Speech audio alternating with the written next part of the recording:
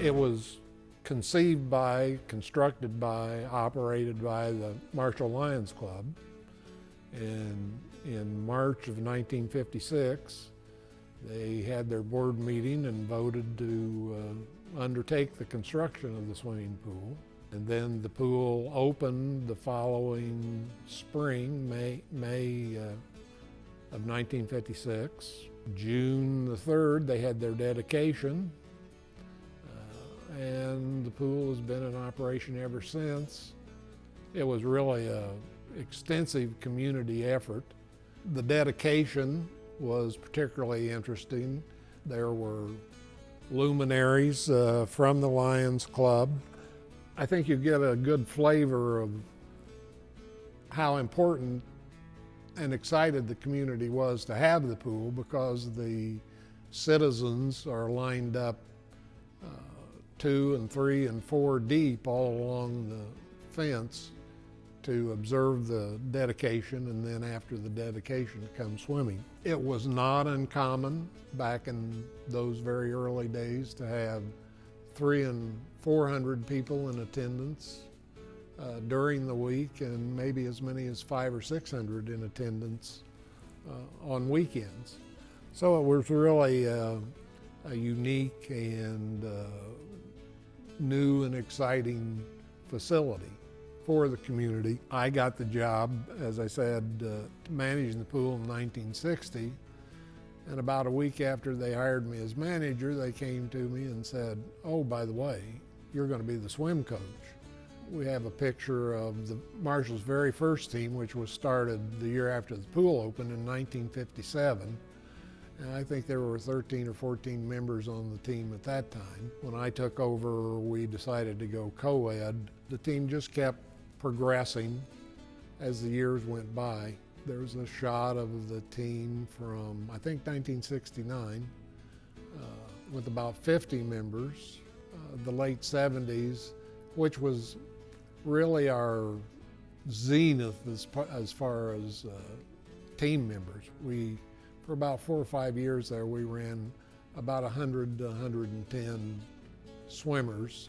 With the pool has allowed contributions to a lot of kids, a lot of families' lives being enhanced. I think we've had 9 kids swim in college, several of them on scholarship, which probably doesn't sound a lot to some programs, but for basically a summer program, that's not too bad. Since this summer will be the start of the 7th decade, the 61st year the pool's been in operation, it's gotten to the point that it needs a lot of work done. I think the new pool will draw on a very large area, and I'm very hopeful to see the community get behind this pool like the Lions Club and the community in 1955 got behind the existing pool. It's very difficult to imagine Marshall being without a pool because of all the benefits that people are able to see, the history that it's provided for probably tens of thousands of people.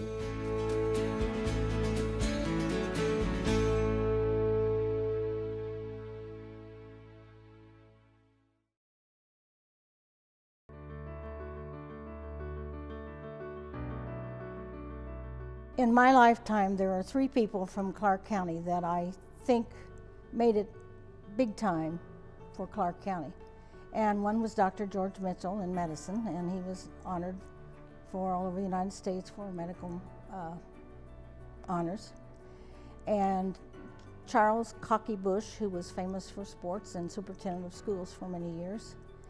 And then my uncle Frederick William Meehling, who became a captain and a Monsignor. After he got out of high school and college, he decided that he really wanted to be a priest.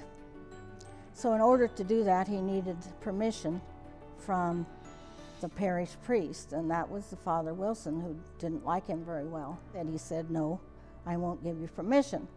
So Uncle Fred was determined that he was going to be a priest. He went then and found Father Bonney, who gave him the recommendation first, and got him lined up so he could continue his studies. So with Father Bonnie's help, he got placed in Innsbruck. This time he was in the regular program for priest. He was assigned to a parish in Anderson, Indiana for 3 years.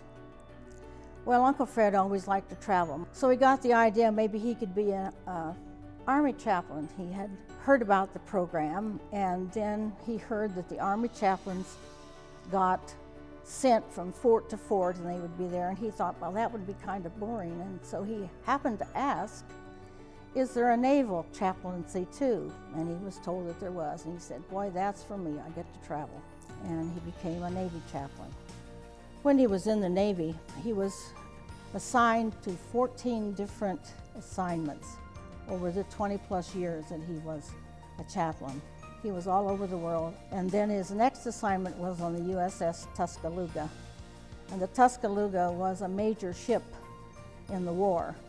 When they came into port, he would go out and take a Jeep around, and they had an altar on the back of the Jeep, and he would say Mass and hear confessions out in the field. And for almost a whole month, he heard thousands and thousands of confessions and said thousands of Masses. And while he was on there, President Franklin Delano Roosevelt liked the ship. He liked to come on there every once in a while. They had to bring all of his equipment on because of the wheelchair and all that, and so they couldn't have the general service where they ordinarily did down below. After Uncle Fred's retirement, he continued to travel. He went around the world 3 times, and before that, he had been saying Mass at St. Joseph's Cathedral in San Diego. He was there for many years. The person, Father Wilson, was ill, and he was in Springfield, and my uncle went up to Springfield to see him before he died, and he said, Father, would you bless me? So he gave him his blessing, so I guess at the end he had made peace with Father. He died October the 11th, 1990, and at his funeral Mass, there were 100 co-celebrants at the Mass, and they had a 21-gun salute at his funeral Mass, and there was a big long procession. He would have loved all the pomp and circumstance of that.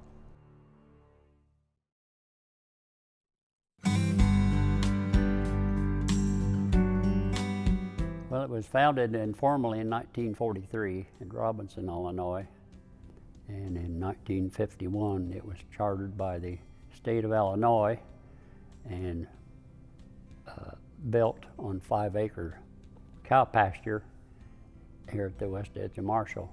The colony was established by Loney Turner Handy and her husband Harry Handy and James Jones.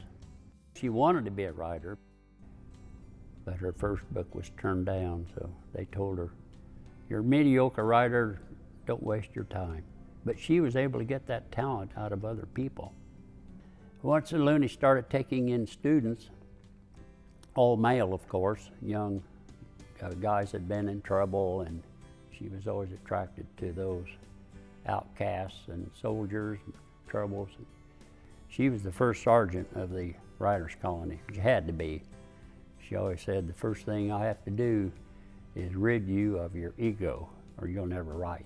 In the early days, before they got any cabins or barracks, they had pup tents, and Jim lived in an Airstream trailer.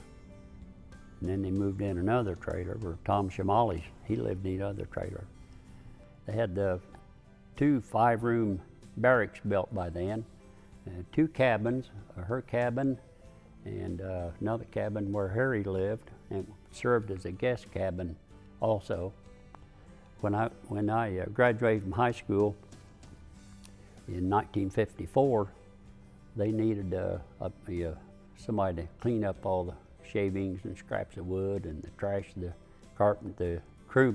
his carpenters would throw around, so I'd go out after school, and I was a cleanup boy, and that's when I met Loney and Harry and Jim Jones. He wanted to have his own house, so he hired my uncle Johnny Snedeker, who was a home builder here in Marshall to build it for him. It cost $85,000, but it was just 4 huge rooms, beautiful home. We'd get up at 5:30 in the morning, go to the mess hall, or the Ramada as it was called, and have breakfast. We're allowed to talk about anything you were attempting to write or copy. Her method was she'd assign you, say, Hemingway, something, maybe a chapter out of Hemingway or Faulkner, Steinbeck, Dos Passos, to copy. We'd do that till noon, and when she thought you were maybe ready to write a scene, you could write it and give it to her, and she'd sometimes wad it up, throw it in a can, or write nasty words all over it and start over, or start copying this author. So we do that till noon, and go have lunch, and then work around the colony ground, mow, clean up, maintenance, you know.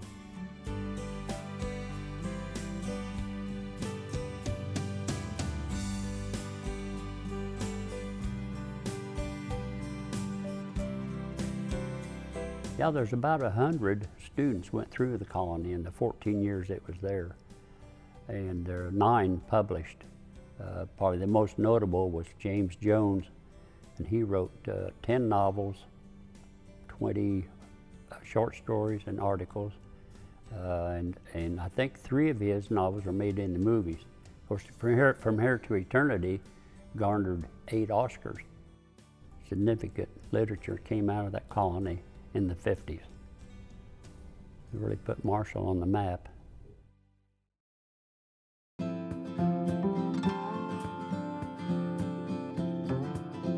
My husband Bill has always been around cattle. His father raised cattle, his grandfather raised cattle. And it was in the year 1973, his grandfather, who lived just up the road from him, got to the point where he could no longer care for his cattle. And he loved to he mainly could look out the window at them. So my husband offered to feed his cattle. And so his grandpa said, as part of his pay, he said, go pick out a heifer. And that is when my husband started his small herd. And to this day, we still have bloodline from that heifer that his grandfather gave him. My husband, for obvious reasons, has always had a passion for cattle. I mean, it was kind of bred into him, and he happened to retire at a young age. And upon retirement, he said, what am I going to do? And I said, why don't you do what you enjoy doing most, and that's raising cattle. And then I became part of it because upon graduating from college, there were no teaching jobs, and so I started my career in retail. And I really enjoyed retail, but got out of retail. We started a family, and I stayed home with my children, and then I found a teaching job. But there was a little part of me that always enjoyed the retail world. And I also have a passion for old things and things of my past. And so between the two, we combined our passions, and that's how Cloverfield Market began. We live 2 miles south of Marshall on Route 1, and we actually live in what used to be my husband's grandparents' house, and our business is right next door. We're a small retail store. We carry a wide variety of things, including beef that is raised the old-fashioned way. We carry a lot of local things, including local maple syrup. Just recently, and I say recently, in the last couple of years, my husband enjoys woodworking, and so he started making farm tables. We've always been very, very much supported by local and surrounding customers.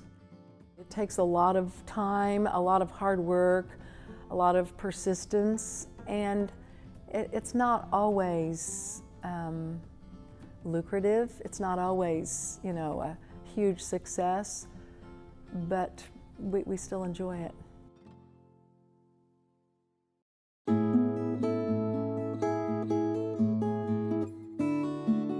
When my parents were alive, they never told any of our children anything about the house. I didn't know anything about it, nor did any of the kids, nor did neither of my sisters, how old it actually was. I was quite surprised to find out through title search that the house was built during about 1871, 72, 73, in that time period. And also that this building, Harlan Hall, one of the guys that built it, is the guy who built the house. And my parents moved in 1929, and they bought it in 1932 from Doc Johnson, the guy that owned Harlan Hall. The 1881 picture of Marshall, called A Bird's Eye View of Marshall, in that picture is the very house. I started with the garage, and then with the carriage house, and then I moved on to the house. That way we had the garage as a place to work on. We had a workshop there, and the carriage house could be used for storing all the furniture that was in the house that I had restored. And so while the house was being restored, I had Mark Green, a really great restorer that lives here in Marshall, restore the furniture.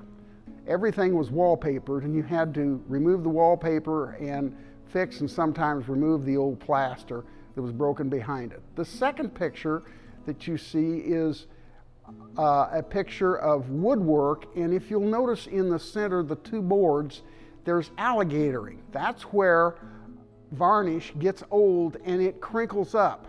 And you have to have, now you can take the boards off, or better yet, if you've got someone who knows how to take a scraper and refinish it and scrape all that off and then completely refinish all the woodwork really looks beautiful, because what happens is that's old red Michigan fir wood.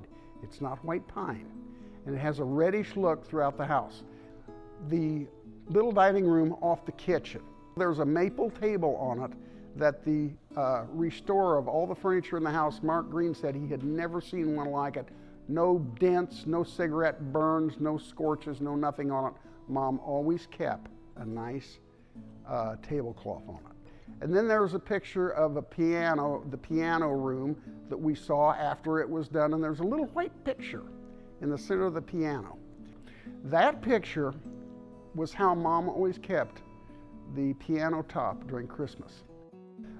We had a lot of good family memories of gatherings. In fact, my niece, Laura George, is the one who asked that we have Christmas gatherings. And again, because they wanted to have them, that's some of the best times we ever had. And then finally, at the end of the Christmas parties, we always have pictures, and I use those pictures on my Facebook page. As far as it goes, I just told people out lighthearted that I said, well, I got to do something after I'm retired. It was just one of those things that just sort of happened, and it was just kind of nice. I had a use for the house besides just be an office where I could get away because I'm retired and have another place to go to.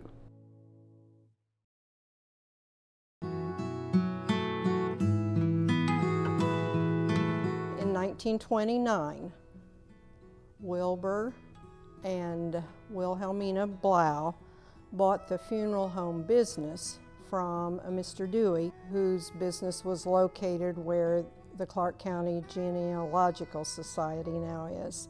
And he also had a furniture store there. They put the funeral home in a house that belonged to the Booth family, which is located at 314 South 6th Street. In 1937, Mr. Blau passed away, but my dad, Basil Moore, had grown up in Mount Vernon, Illinois. He was a licensed funeral director, and he was working for the Blaus. So he stayed on at the funeral home to help Mrs. Blau in the business. Then in 1938, he and my mother, Helen Colder-Moore, were married. In 1943, they bought the business from Mrs. Blau. Mrs. Blau moved to Colorado. So Daddy would only have been 33 years old when he bought his own business. At that time, it was really just a two-story house. We lived upstairs, my sister Susan and I, and Mother and Daddy. There were 2 bedrooms, a living room, a kitchen at the back, a hall down the middle. It was just the upstairs of a house. They did a lot of remodeling in 1963. They added on a chapel to the side, an attached 2-car garage, added a casket room and restrooms, and central air conditioning. My mother's sisters helped take care of us 2 little girls, Rosamond Coldren, Ann Shaw, Emma Fritcher, and Clarine Elias were her sisters, who all lived in town and had children, and we played, and when we got older we had slumber parties, and now people will say to me, I can't believe we had a slumber party at the funeral home, but it didn't seem unusual. Of course, we didn't do it when we were busy. Then in 1979, Mother and Daddy retired. They sold the funeral home to Ed and Bev Pearce, and it was called the Pearce Funeral Home. Ed is from Marshall originally, and he had worked at the funeral home when he was going to school. Then in 1985, it became just the Pearce Funeral Home, which it still is today. And for a while, Daddy still helped some at the funeral home, answering the door and things like that. I think they formed strong bonds with a lot of families that they took care of.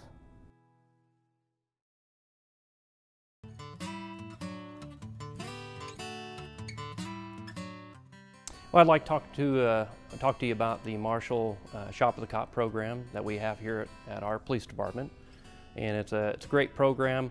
It's designed to help kids that are in need or have had maybe a traumatic experience in their life, possibly a death in the family or something like that. And we thought that was important to help them as well. What basically Shop of the Cop is we take kids shopping and buy them clothes at our Walmart, and also maybe in a few toys.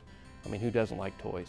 So what we do then is, after we get done with that, they are then transported to the Lion's Den, where the Lion's Den actually provides pizza for them and their families.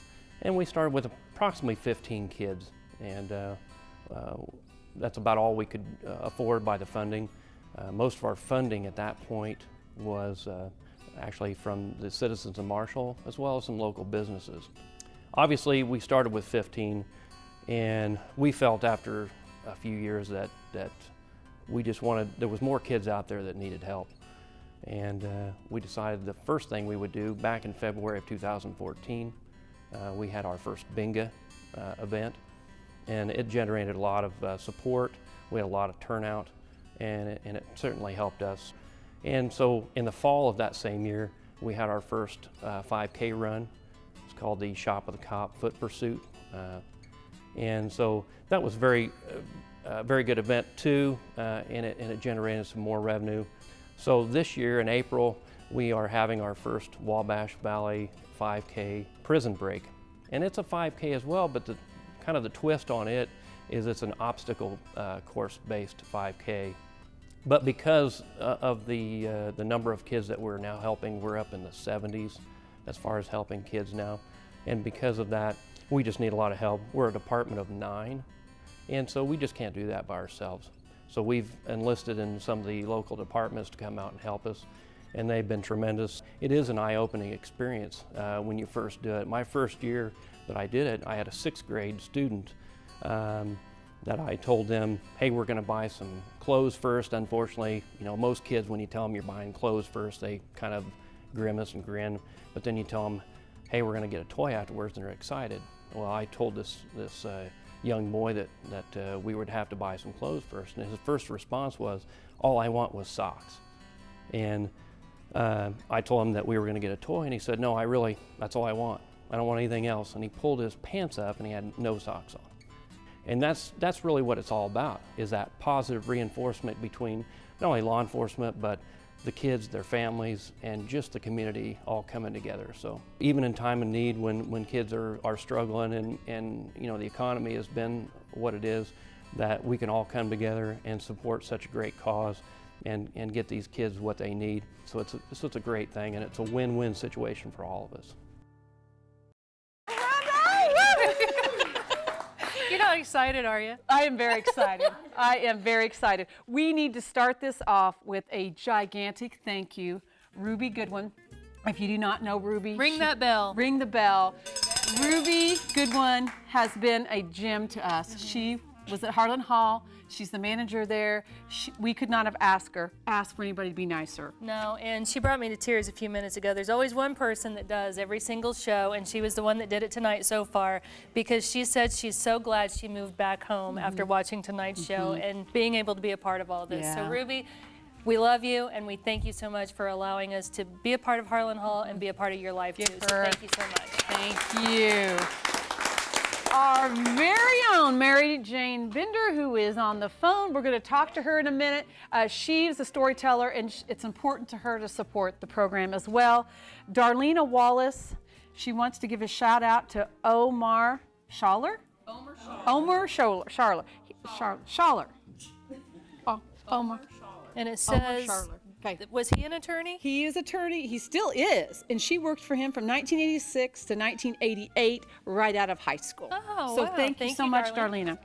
Okay, I also have someone I want to say thank you to. This is a very special thank you to Tom Hebermill, who was one of our storytellers for our Pearce. This is our story. So he's supporting Marshall tonight. Thank you, Tom. Good supporter.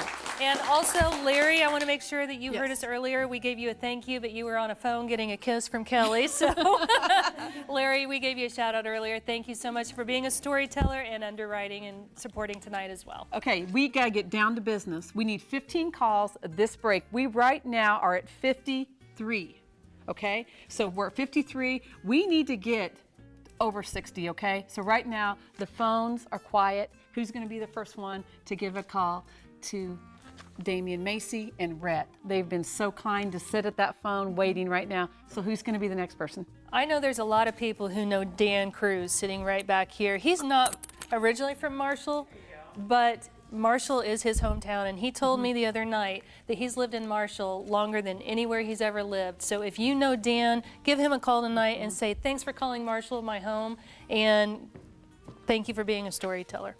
Thank you, Dan. Right now, it's so quiet in here.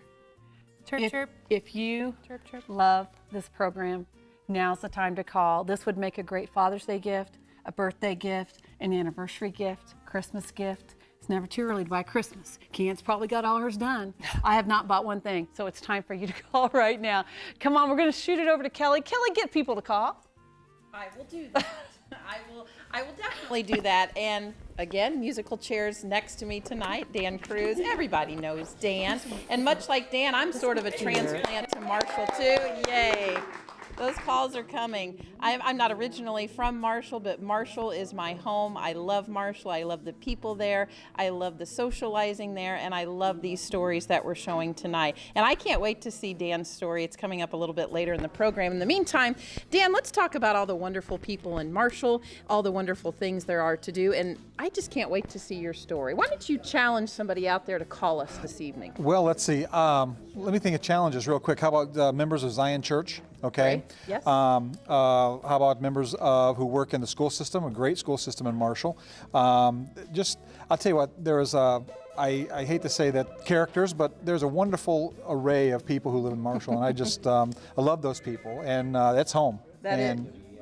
So Marshall is a wonderful place to call home, and I keep going back to what Miss Rhett says. She's come as a stranger, leave as a friend, and I believe that. Please call us tonight. Keep the phones ringing for Marshall. This is our story. Keanne? Well, we put out a challenge earlier for anyone who took a dip in the swimming pool. You heard Terry Stepp talk about the story about the swimming pool, how it came to be, and where it's going in the future. Some remarkable things happening there in Marshall with the swimming pool. So if you've been a part of that, if that's been a part of your life, call tonight, and that's a way of saying thank you, Terry, so much for making that a big part of of Marshall's history, and I want a copy of that program. Captain Fredrick Meehling, Eleanor Macey told that story. That was an awesome story, a part of history. Handy Writers Colony, Kenny Snedeker, another great part of history that took part in Marshall. And the only way to get a copy of that DVD is to call here right now, tonight, and help us meet our goals by getting a copy of that DVD. Some of our set pieces tonight illustrate parts of Kenny Snedeker's story. We have Jim Jones' picture up on the wall, and we also have Lonnie Handy and Maverick. Hey, Dan. What's that guy's name? Maverick who? What's your Montgomery Cliff, sorry. Ted Snedeker's probably watching right now laughing at me because I don't know who he is. I told him I'd Google him later. But anyway, that shows my age right there. But I am learning about history tonight, and these pieces of history are going to be in the library, but this piece of history, this program can be yours for $75. If you get more than one copy, they can be yours for $60 each. So don't miss out. Give us a call right now. Help us meet that goal. Jana, over to you. Thanks, Ken. I'd like to give a shout out to Marcia Turner. She is finding this program very interesting. She worked at Velsico, and she's learning a lot that she wasn't aware of. That's what this program's all about. You living in Marshall, you grew up there, and you're still learning things. That's what PBS is all about, is educating our viewers. So we thank you so much. Right now, we've got several people that are not on the phone, but Marshall, you are stepping up. We're gonna make it to that 65. I want to send it back to Ken, and she's gonna talk to Mary Jane. I have Mary Jane Bender here this evening, and she told a very touching story about her grandfather, Temple Lovett. And Mary Jane, I want to know why you wanted to tell that story. Well, Ken, I really didn't start out to do that story. When I was asked to do a story, and I was to pick my own story, I was going to do it on my Shaw ancestors because they were original settlers in Marshall and founders of our first Congregational Church. And that's who I was going to do. An acquaintance of mine, we were talking about her story. She said, oh no, she said, you need to do your grandfather Lovett. And so as I thought about that, I thought, you know, as a little girl growing up with him, I learned a lot from him. And he was a great civic leader in our community and in the state of Illinois, and also a little girl's best friend. Absolutely, and we learned that through your story, and I want to thank you for telling that story. It's stories like that that really make this program special because of people who helped make Marshall, and Temple Lovett was one of those. And I had the pleasure of interviewing Mary Jane, and we shared many tears throughout her story, but this is the way we've made friends in Marshall. It doesn't matter whether it's through tears, through hugs. It's this program that brings people together, and that's what's happening tonight. You're supporting this program. You're supporting your friends and your family. You're supporting WEIU TV, your public broadcasting station. So keep those calls coming in. Jana, over to you. Speaking of calls, we'd like to shout out to Eleanor Macey. She's here in the studio, and she actually got on her phone and she called somebody over here. I'm not sure who she talked to, but thank you, Eleanor. Did you talk to Damien? She talked to her husband and gave a pledge, so thank you so much. We'd also like to thank Janice Davison from Marshall. We are up to 55 right now. We got some people on the phone. We are well on our way to 65 callers, and I know that Marshall people have it in them. $75 for the first DVD. Anything more than that, they end up being $60. Kelly, over to you.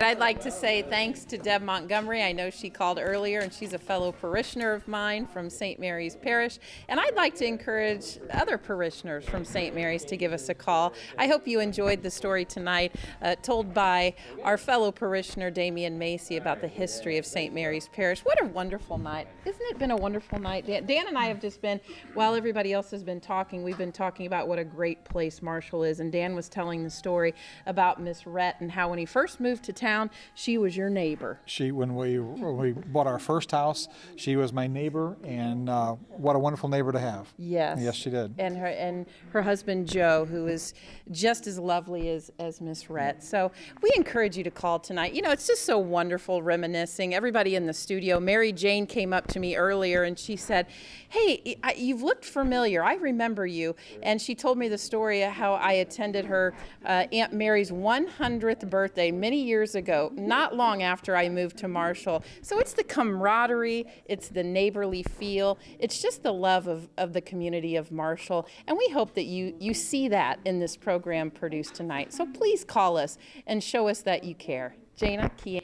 Thank you, Kelly. Well, no one would know that Marshall's a good community better than you because she's a part of it, and a lot of these people are here tonight because of you, Kelly, because you reached out and you helped us start this program, so we want to thank you for that. She's one of our champions, that's for sure. Thank you so much. So you are our champions tonight as well, because when you call in, you become part of this program. A very special night for Marshall tonight, a very special night for WEIU.